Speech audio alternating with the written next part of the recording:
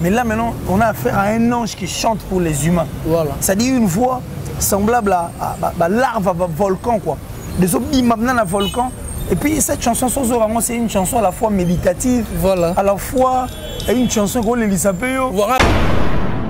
Babi rumba trap bolo boso betango fait rigolo. Babi fait rigolo rate babi fala betango fala bien betango. Babi beta bi one love. Eza rumba trap. Ya lobi. Mutali boso ba mamba trap awa. Eza héritier watana. Babi ya rocha moi trap. OK. Na tout en noir. Voilà. Allô téléphone. Mumbaya. Bongo. Boya to sambela nzambe. Voilà. Couple boulot bati. OK. Ngonga ngoyango la chanson la plus vue ya Fally Ipupa. Ngonga ngoyango yango ya yete. Voilà. Et c'est ma belle lisi. OK. Ça dit son moto yembi loko et c'est que ça morceau moto. Où est le mal? Voilà. À Baxi il sous notre concert opéra, il faut signifier que c'était un concert voilà. Mais batchango na studio enfin que babi misayango pas de ba ko kusani ba ko yoka. Ba wana faire chele ki kolo makasi. Ce n'est pas ce que nous avions vu. Okay. Et puis sur le terrain, on a compris qui est Papa Chéri. Voilà. Parce que c'est notre artiste. Il fait partie en tout cas de la légende de la musique congolaise. Et comme je l'ai toujours dit que Papa Chéri a la souverain, Papa Chéri a sa mokonza wa wenge. Et puis il a regretté à fond on est né à Mutupamba. Oh, il y a solo.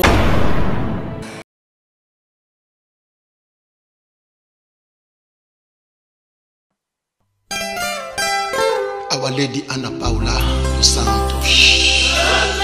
La première dame de la Cameroun, Chantal Biya. La fille spéciale du Congo-Brazza, Claudia Sassou. Honorable Christian Makoso.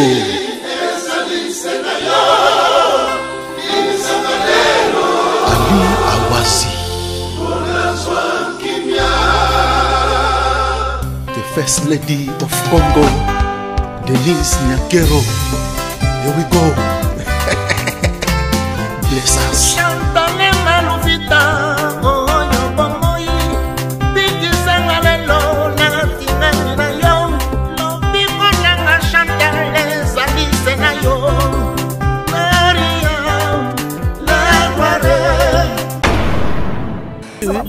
Pop sol pop. Ça dit opéra Moroboé. Il y a Nenge Morobo Ferrego a voulu nous donner le meilleur de lui. Ça dit Bar Licolo. Et puis si tu peux moins vertige parce qu'on ne s'entendait pas qu'on allait voir un artiste Jean et Ferrego là. Encore plus s'amuser le roi là. Voilà. C'est pourquoi maintenant les gens sont derrière pour combattre. Voilà. Ce que Ferrego l'a fait, c'est du lourd. Okay. Et c'est pour la fierté de notre musique. Voilà. Qui rumba trappe à la guy. Ne le mukolo rumba trappe à la comprendre. Comment rumba trappe? Là, mon téléphone na salon à l'ingé porté garant. Voilà. Étant donné que Zalate c'est que Zate. Et Zate. Voilà. Tout ça compliqué Marambo. Ferrego a dit aussi que style la musique quoi banda robeta. OK. Et ça rumba trap. OK. Ça dit à côté ici instrument mo ya sigana kati et à Osala Mutaliboso robeta yango. Voilà. Parce qu'aujourd'hui, il faut dire que c'est vraiment une richesse pour nous, Papa Chéri. C'est vraiment une richesse pour nous. Bisotoro, Lingate, Batumo, Basala Bloc, Balimoussa. Un artiste du genre. On regrettera fort parce que Motopa, Manatakou, tu militant, et Péléguine de l'autre. Voilà. Et puis, il faut mentionner aussi que nous avons eu affaire à un artiste qui nous a donné un tube. Ça, tube Moro. Et où tu as récemment à sa grande salle au niveau de l'Europe et puis est revenu à Kinshasa pour c'est la bise Shark. Vous comprenez? Et il a eu affaire à un artiste qui a 10 ans sans album. Voilà. 10 ans sans album, voilà. S'il vous plaît. Mais qui continue à faire des choses étonnées. Mon atier, botelelanga. Congo température, ya maman Rosette la fleur, Nadambu. Merci beaucoup, chers internautes, bienvenue à votre chaîne que vous aimez beaucoup. Congo Température TV, ça dépend de l'heure à laquelle vous me captez partout dans le monde entier. Naïbi que vous êtes tellement belé, bolingara héritier, iboula, moana tsukana, bangonyoso, balobi mouyaka, solo quoi. Donc, je dis merci à Champion Wadol, le tout puissant champion Wadol. Quand tu vois Champion Wadol, au Monimba, Ligue des Champions, Golf Kizola. donc dégâts matériels en denga mukete. Merci beaucoup maman Rosette, la fleur d'amour. Pourquoi pas à mon président Bruno Lubi Kambon, à propre Sandra Wangata, maman na petit bon junior. Broly dit un match 3-1 le magique et l'autre c'est long il faut kenda. Il y a Rosien la Taylor. Merci beaucoup à Yannick Fumunse qui est papa na Brian na Briana. Pourquoi pas à René Coty, la Carl Lewis Air France toujours Jolly Liginchala. Moi héritier Iboula par rapport à l'actualité, tout le monde a dit héritier Watanabe au ABT Bongondo le vendredi et les gars qui n'engagent les gars dit bien fallait pour au ABT Bongo le 13 vous avez dit dimanche papa chéri pas dans le village chez Temba donc il y avait des surprises dans le concert où on a dans le lot Toro Soleil par rapport à regarde-moi Rumba Opéra il y a Ferrego là où est salirage. C'est pour cela mon héritier Iboul aujourd'hui je reçois pour vous qui laisse alobara bien solara bien un analyste vrai il y a ni pour ni contre azabwazate gona zara mupanzi na ya tout droit le long héritier Iboul on a préféré na s'appelle ça bino ba fan ya Congo température bonjour qui laisse bonjour en tout cas Iboul héritier ouais et puis bandego tu à Congo température télévision voilà mais il y a une question venue en tête comme ça est-ce que Congo température pas une liste va chaîne va comment oui oh ba comment ouais zalati 8e position OK Congo température je crois que na 35e ba comment ibisoko ba Warriors on ba comment ibiso ba comment ba désabonner quoi. Bon, bref, demandons à toutes ces personnes qui nous regardent de voir au Salabiso confiance et s'abonner en tout cas massivement au sein de cette chaîne Congo Température parce que Biso te voyez que tout ça là effort.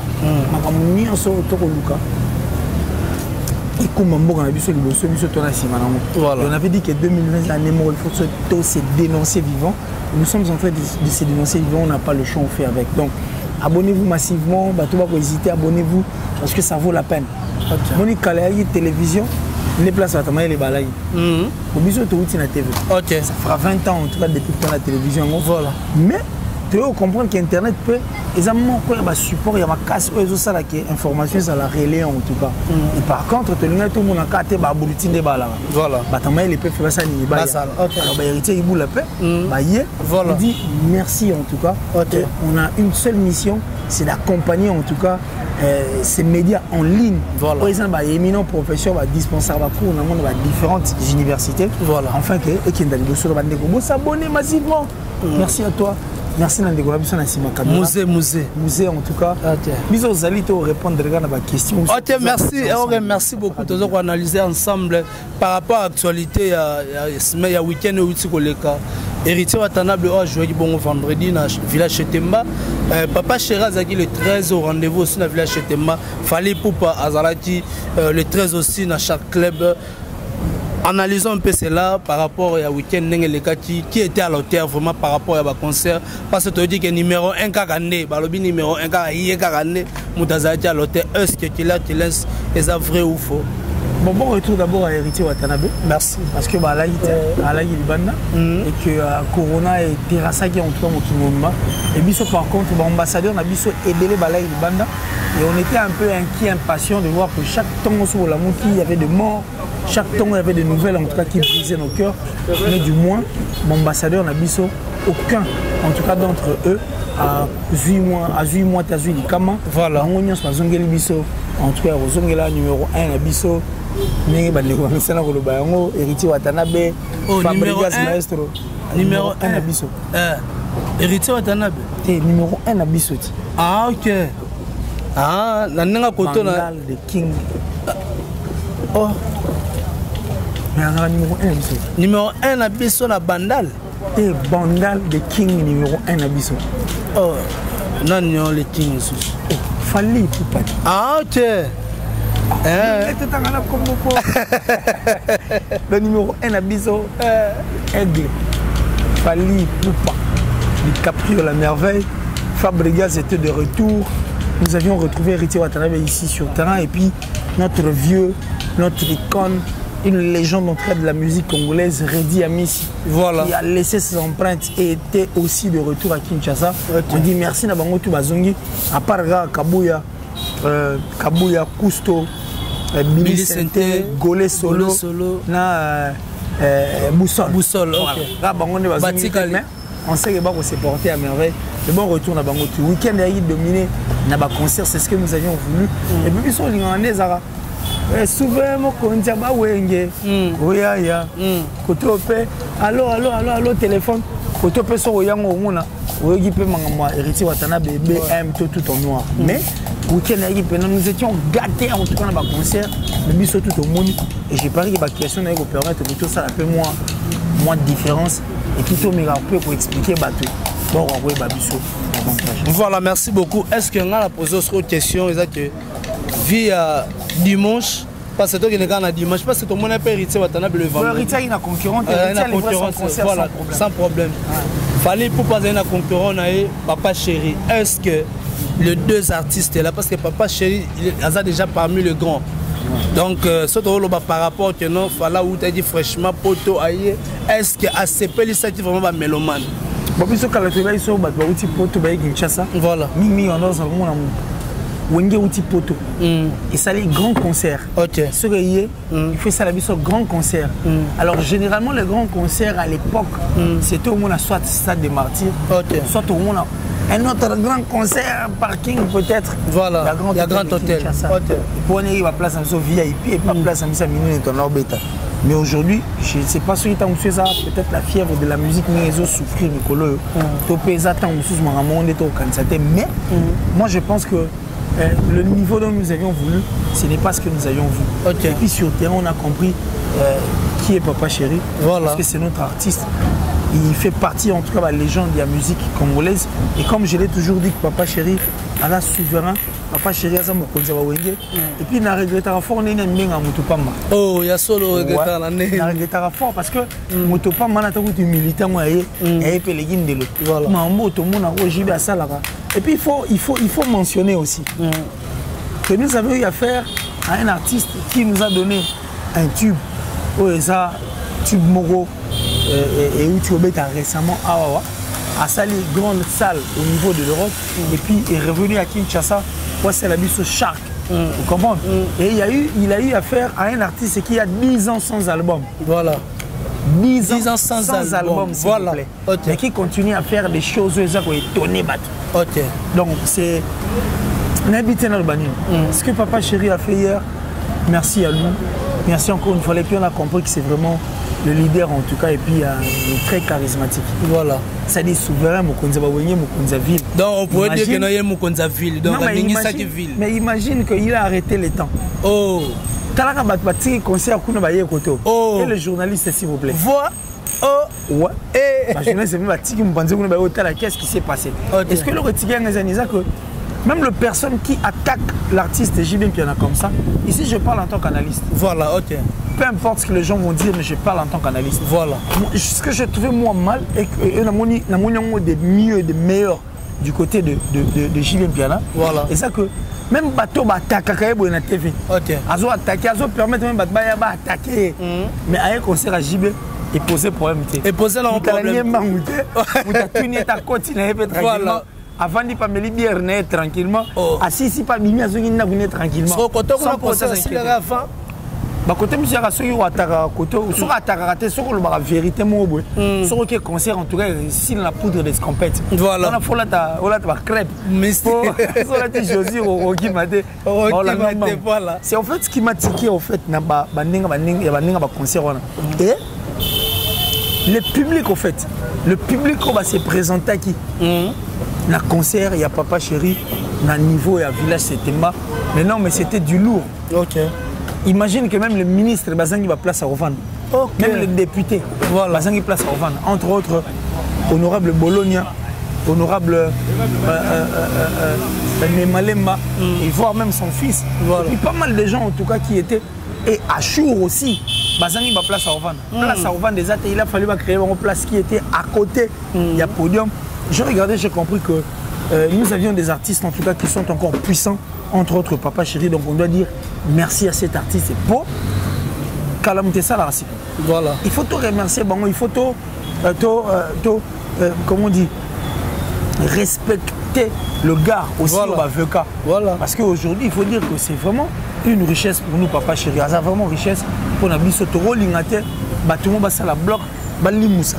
un artiste du genre Yajiben Piana. Aussi longtemps que Arosala Moussala Malam, aussi longtemps qu'il est jusqu'à la preuve du contraire pour que la musique continue. Et il est toujours derrière les artistes. Voilà. Parce que là, sur le podium, il a même permis à ce que l'artiste et comédien va matin. Il a même fait appel à l'artiste, une animatrice de Ferrego, là, Ruth Nzele, à matin à podium. Ah bon? Si, il a même permis à ce que Batoussou soit libre espace, enfin que Bawako vivre et puis va prester puis va vivre enfin que et ça l'a paix propulser quoi. Donc j'ai senti que c'est vraiment un ambassadeur de cœur et c'est pas pour rien que Bandekové va combattre un artiste comme JB Mpena Papa Chéri. Mais coup de chapeau à lui, en tout cas c'est vraiment la puissance et il est charismatique et puis il continue toujours à nous donner néo au Sabi son apport non n'habitez. Voilà, merci beaucoup. C'était là par rapport à un concert où tu as week-end où tu as plein au Saranaté. Chaque peu. Et ton chaque mois, il est plein. Pour tout le monde, parking est plein. Ça déplace à chaque carrière. Exact. Et aussi, bizarrement, on a un papa chéri qui s'est solo. Attaque ça vraiment. Oui, et puis sur le moment, il faut le VIP. Voilà, on a des VIP. C'est un concert normal. Un concert normal, on pourrait dire. Concert normal, net au foot à 5 000 au côté. Ici, c'était à $20 le billet. Voilà, je même on dirait. Il y a pas de victoire. Merci beaucoup. Voilà, j'ai même pu en avoir, c'est Pel Sadi Batubongo, dans le village Chetema, mais parlons un peu des regards de moi de Ferrego là, Oyolelo et Lobisi Batu. On a habité qui la Kilons par rapport à regarde de moi. Rumba, opéra, rumba, non. Et ça, on a une Ferrego la bête, non, rumba, parce que tu as le non, Ferrego la côte, na histoire moussous. Expliquez bien. Mais Ferrego la côte, à histoire moussous, c'est l'eau, photo le bango, parce que voilà.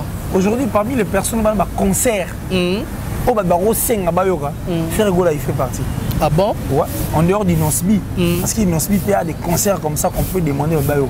Mais Ferrego là, on a un concert au Rosseng. Oui, bien. Dès que concert Nini. Il y aura l'Ipanda né Betaraté na Baba. Concert à l'Ipanda. Voilà. Pendant 5 ans, c'est Ferrego là qui a chanté. Voilà. Ça dit de concert.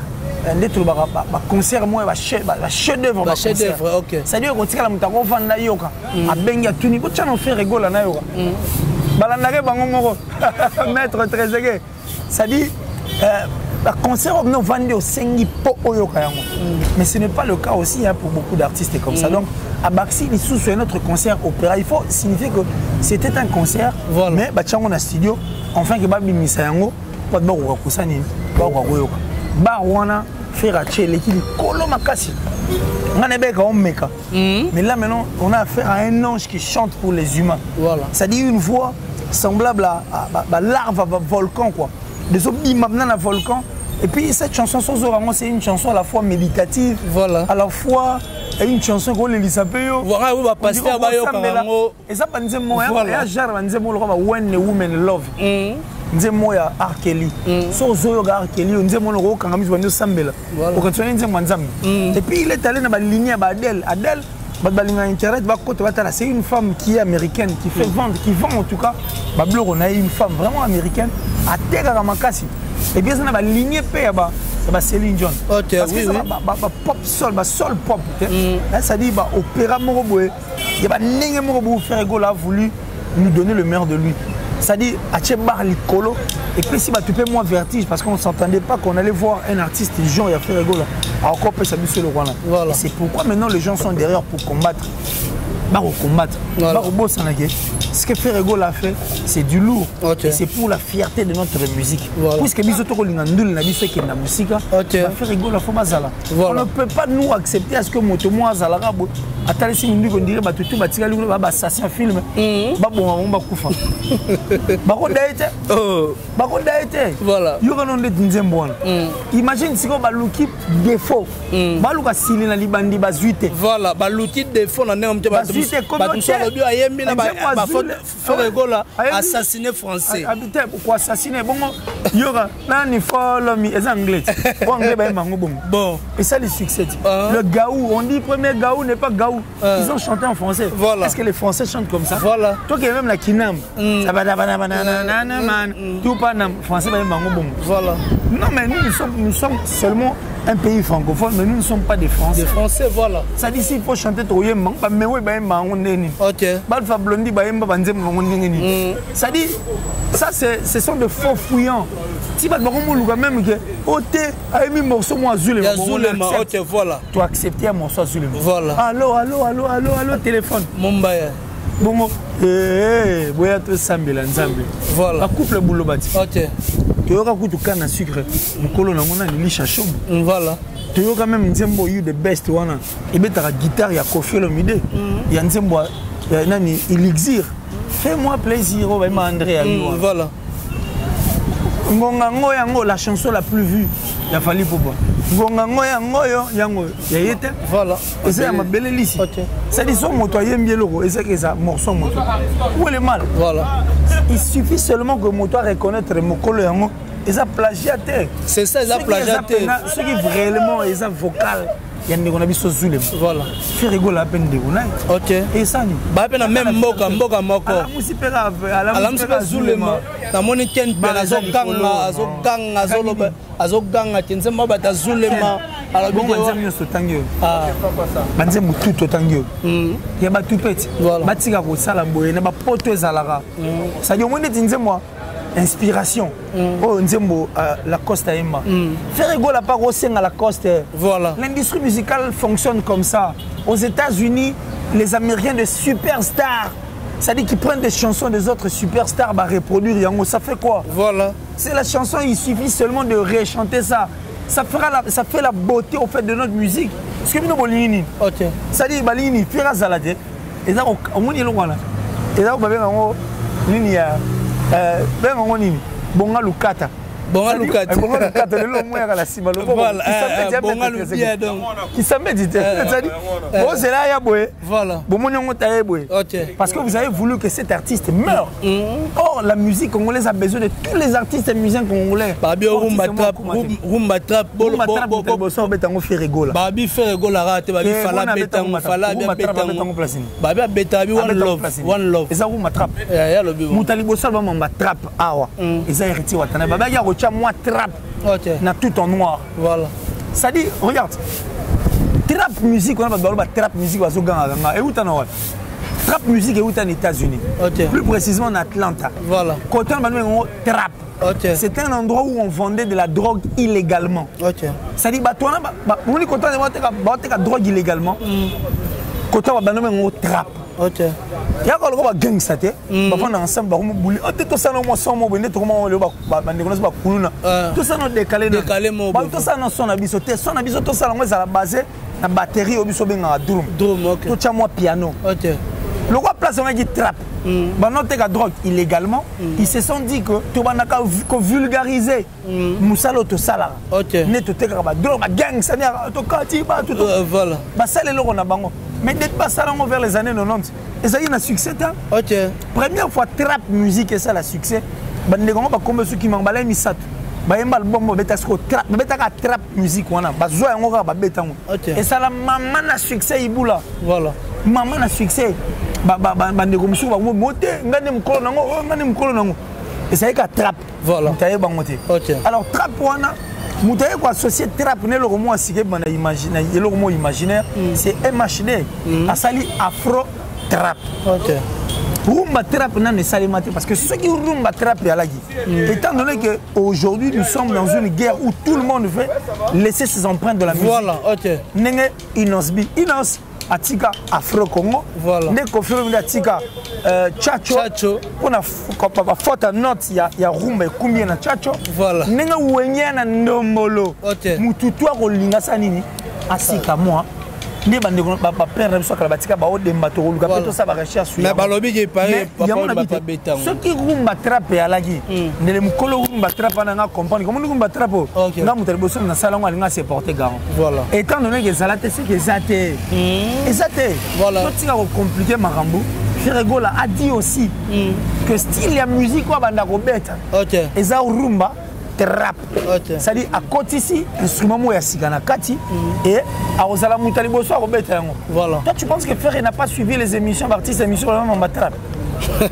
Atalati. Voilà, tu rumba trap pour éviter rumba trap exact. Avant de juger Ferrego, avant que tu Makele, attendant. Voilà. D'abord que Ferrego nous sorte cette chanson Eurozala. Na style ya rumba trap. Surtout mon nigga rumba trap te. Tous on na plateau. Na ba tu so ba bigeno Zazu pe da trap.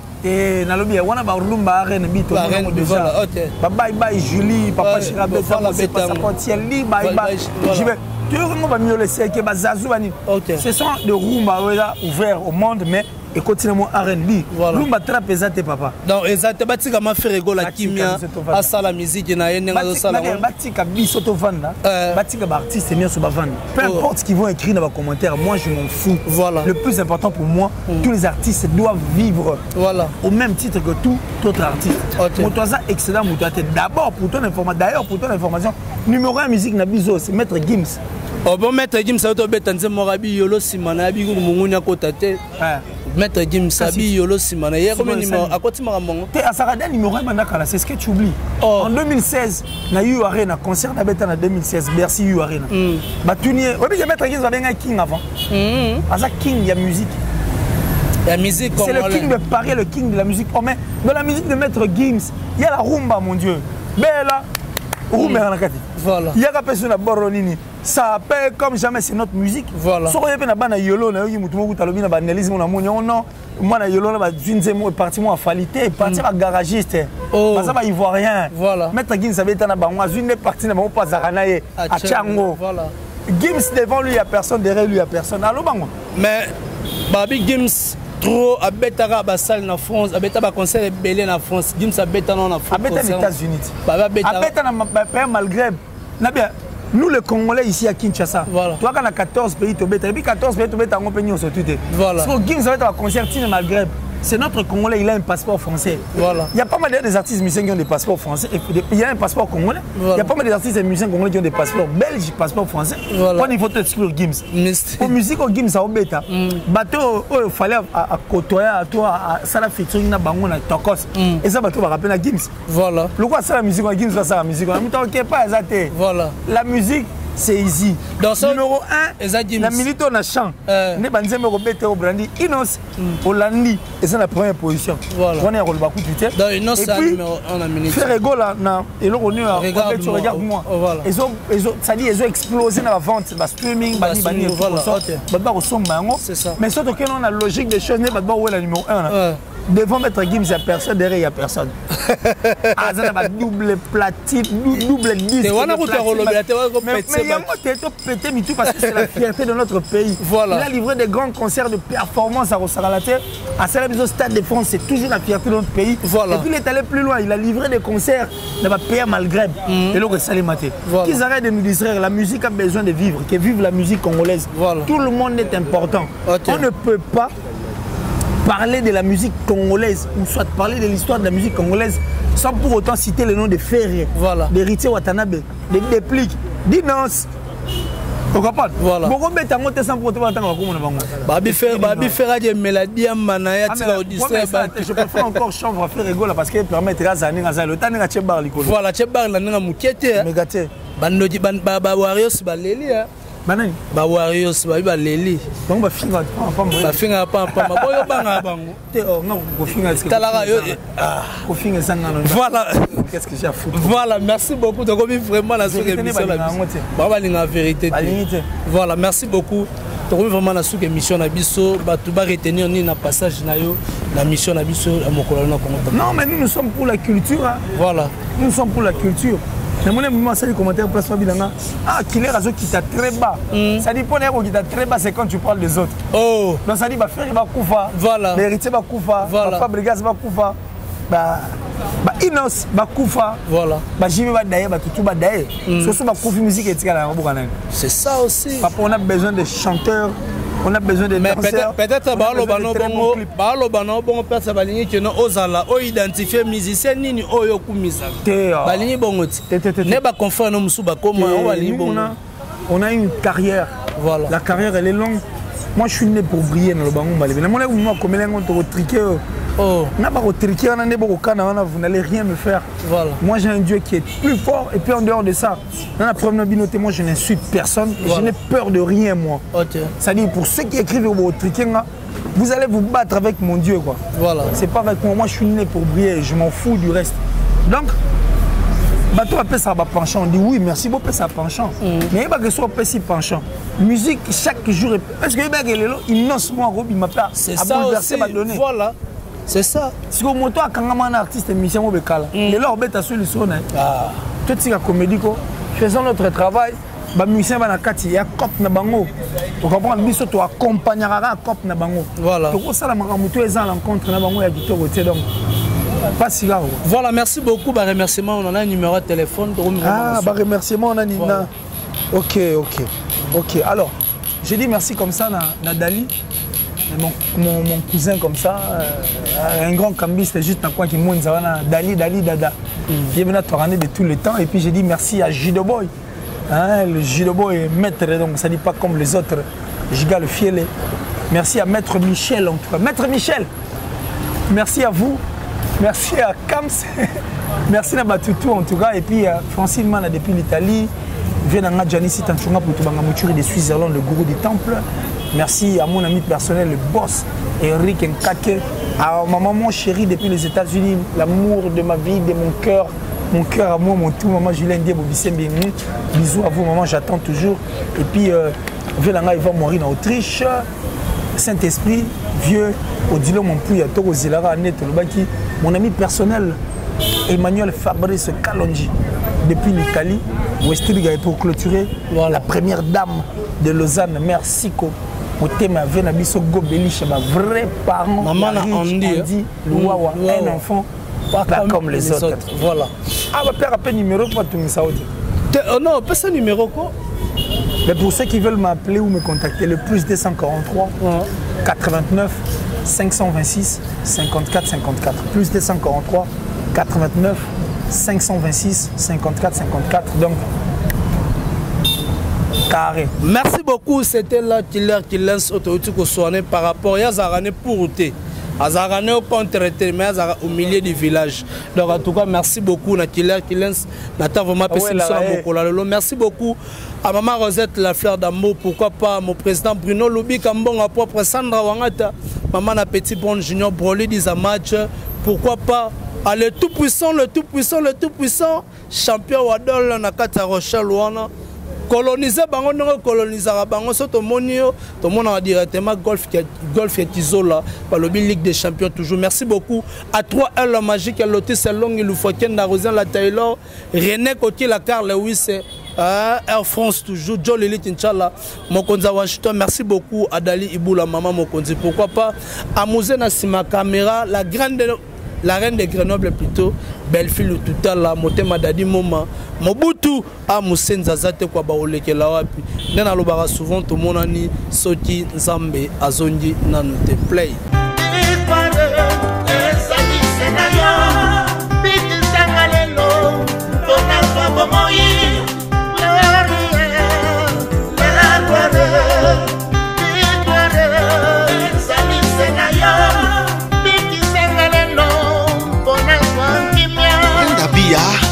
La camerounaise très élégante.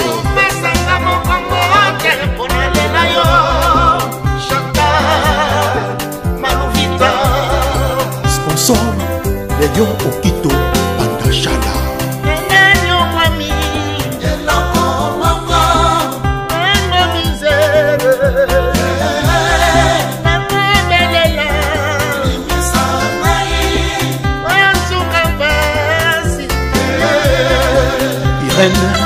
Zamba, Simon Kibokidi, Bishop Chatumba, l'homme de la paix, Aki, fils, Paul Toudilou, Mobali Métis, 16 ans de mariage, respect.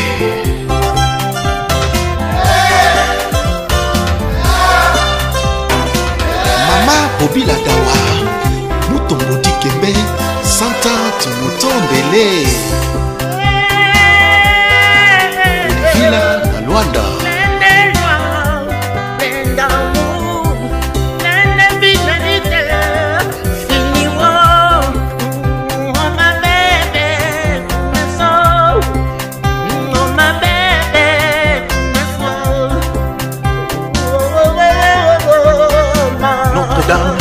Sunga Mabota, Maman Olive Lembe. Ma vie est tout mon être, sans toi. Ma vie est tout mon être, ma vie désormais sera celle de ma maîtresse. À jamais. Dieu full business, Oyoki Warko the best, c'est bon.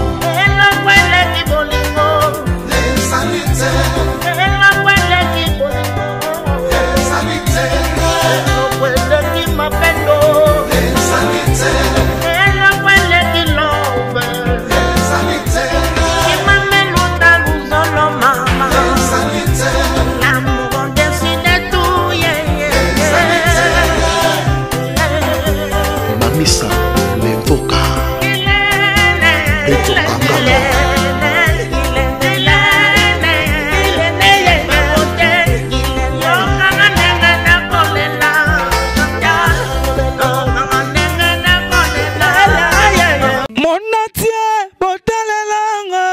Congo température, ya maman Rosette la fleur.